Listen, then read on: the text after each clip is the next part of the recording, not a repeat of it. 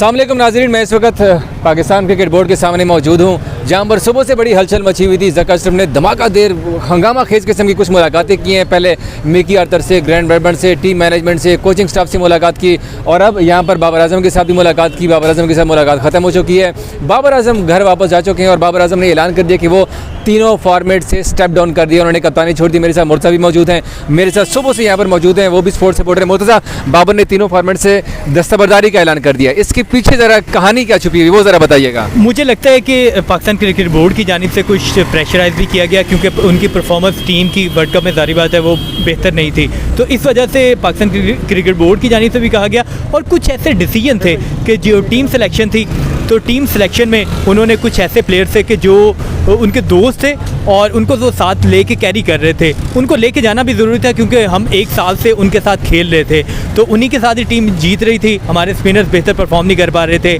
Selectors की जानिब से कहा गया था कि आप इब्रार को ले जाएं या कोई और स्पिनर ले जाएं, लेकिन उन्होंने शादाब खान को, मोहम्मद नवाज़ को प्रेफरेंस दी और उन्हें लेके गए। तो वो डिसीजन मुझे लगता है कि उनकी कप्तानी के ऊपर भी भारी पड़े। अगर वो अपना खुद सोचते, अपना सोचते, तो शायद उनकी कप्तानी भी नहीं जाती, वो तीनों फॉर्मेट के कप्तान रहते। लेकिन अभी पाकिस्तान क्रिकेट बोर्ड की जानिब से कहा गया कि आप एक फॉर्मेट के कप्तान रहेंगे। तो बाबर आजम ने ये बेहतर समझा कि एक फॉर्मेट के कप्तान रहने से बेहतर है कि वो तीनों फॉर्मेट से स्टेप डाउन करते हैं। तो इस वजह से बाबर आजम ने स्टेप डाउन किया। मुर्तज़ा को थोड़ी सी जल्दी उन्होंने दफ्तर भी पहुंचना है, क्योंकि वो भी सुबह से यहाँ पर मौजूद है। Murtaza, thank you so much. अच्छा, आज डिसीजन जो हुआ, सबसे पहले इंपॉर्टेंट डिसीजन था कि जब बाबर आजम की ज़का अशरफ के साथ मुलाकात हुई, मुलाकात में ज़का अशरफ ने बाबर आजम को एक ऑप्शन दिया कि हम आपको वाइट बॉल फॉर्मेट से हटा रहे हैं, मतलब T20 और ODI फॉर्मेट से आप कप्तान नहीं रहेंगे, जबकि टेस्ट क्रिकेट में बदस्तूर आप पाकिस्तान क्रिकेट टीम के कप्तान रहेंगे। लेकिन बाबर आजम ने, जाहिर सी बात है, जब आपको इस तरह का ऑप्शन दिया जाता है तो फिर बाबर आजम एक सीनियर क्रिकेटर है, उन्होंने इस हवाले से मुशावरत भी मुकम्मल की थी और ऑस्ट्रेलिया का टूर आ रहा है, बड़ा मुश्किल टूर आ रहा है। तो बाबर आजम ने ये मुनासिब जाना कि अगर मुझे 2 फॉर्मेट में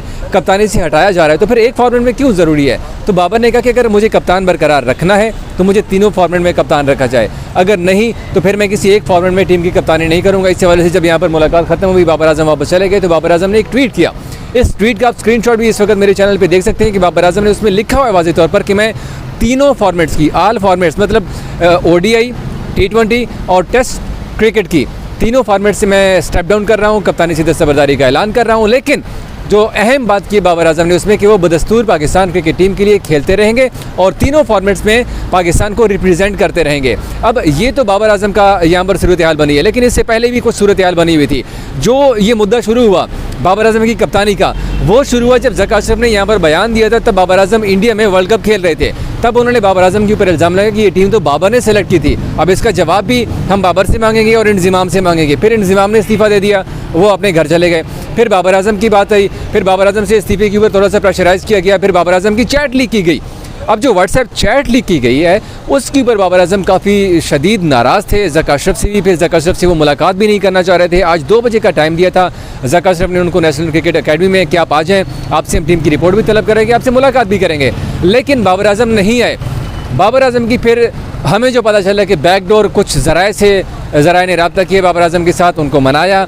उनको मनाने के बाद बाबर आजम ने कहा कि जिस बंदे ने मेरी चैट लीक की है ना मीडिया में, मैं उस बंदे के ख़िलाफ़ कोर्ट में जाऊंगा, उनके खिलाफ़ कानूनी चारा जो ही करूंगा।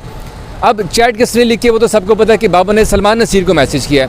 अब सलमान नसीर से ज़का अशरफ ने वो मैसेज मांगा कि लोग कह रहे हैं कि शायद बाबर आजम मेरा फ़ोन नहीं उठा रहा, लेकिन ऐसी बात तो है नहीं है। सलमान नसीर ने वो स्क्रीनशॉट दिया ज़का अशरफ को और ज़का अशरफ ने वो मीडिया में लीक कर दिया।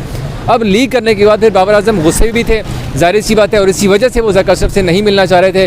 खैर बादल नखास्ता जैसे तैसे था, कुछ बीच में कुछ और बंदे पड़े, उन्होंने बाबर आजम को मनाया। फिर बाबर आजम आए। हमने देखा कि जो मैनेजमेंट कमेटी के चेयरमैन ज़का अशरफ है, उनकी टीम मैनेजमेंट के साथ मीटिंग तो काफ़ी देर चलती रही है, लेकिन बाबर आजम के साथ तकरीबन हार्डली 30 मिनट होंगे मेरा ख्याल है कि इतनी देर तक मीटिंग हुई है सिर्फ। उसमें सलमान नसीर भी मौजूद थे। बस ज़का अशरफ ने अपना फैसला सुनाया, बाबर आजम ने टीम की रिपोर्ट जमा कराई। उसने कि भाई आप you are no more in ODI format and T20 format. Babar ने कहा कि ठीक है, अल्लाह हाफिज़, मुझे कोई मसला नहीं है। हाँ, आप मुझे टेस्ट टीम में कप्तान रखना चाह रहे हैं, मैं आपको थोड़ी देर में फैसला बता देता हूँ। फिर बाबर आजम घर गए। घर में जाहिर सी बात है, आप सब जानते हैं कि बाबर आजम अपने वालिद के मशवरे को ज़्यादा अहमियत देते हैं। उन्होंने उनसे मशवरा किया और साथ ही उन्होंने एक ट्वीट दाग दिया कि भाई मैं तीनों फॉर्मेट से स्टेप डाउन कर रहा हूँ। अब सवाल ये है कि बाबर तो कप्तान नहीं रहे, फिर नया कप्तान कौन होगा। तो T20 फॉर्मेट में तो शाहीन शाह अफरीदी का नाम लिया जा रहा है, साथ में सरफराज अहमद का भी नाम लिया जा रहा है और मोहम्मद रिजवान का भी नाम लिया जा रहा है, जबकि टेस्ट में शान मसूद का नाम लिया जा रहा है। अब देखना ये कि ये जो पीछे बिल्डिंग वाले हैं यहाँ पर क्या फैसले होते हैं, क्योंकि ज़का अशरफ अभी तक अंदर मौजूद हैं, PCB का पूरा स्टाफ अंदर मौजूद है, उन्होंने अभी तक इस हवाले से कोई फैसला नहीं किया। अब थोड़ी देर में शायद PCB की प्रेस रिलीज आएगी जिसमें नए कप्तान का भी ऐलान किया जाए। ये आज की हमारे पास अपडेट थी। अब मज़ीद जो भी अपडेट आएगी हम आपको अपने नए वीलॉग में बताएंगे। Thank you so much.